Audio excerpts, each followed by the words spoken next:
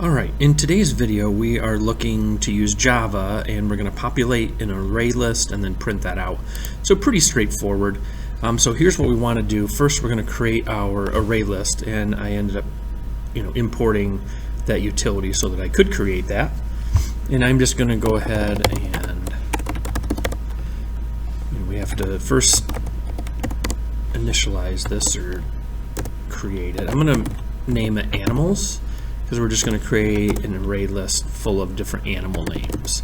Then we got to say there's going to be a new array list, and again it's going to be a string, obviously. Okay, so the first thing that we want to do is we're just going to add a few names to it. Now, in a previous video I talked about how you could use scanner and input that way. We're just going to go ahead and enter them within our code here. So we're just going to say tiger, and then I'm just going to go ahead and copy this.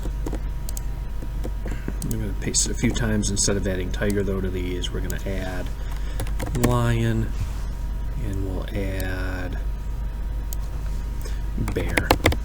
Okay, so those are just 3, and you could obviously keep adding more and more and more. The key here though, and when you do this, is you want to make sure that you use the same name as your array list. So these are animals, and this is named animals. So what will happen is it'll access your array list and it'll add tiger, and then the next one will add lion, and the next one will add bear. So this will actually just add 3 different elements to the array list here. Okay, and then we're just going to go ahead and print these.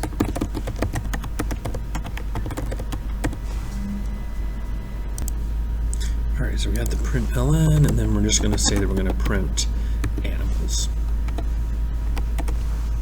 Alright, so if we run that,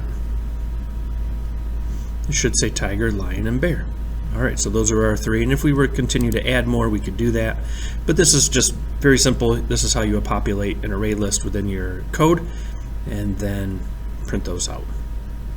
Alright, hopefully that helps you with your coding. Good luck.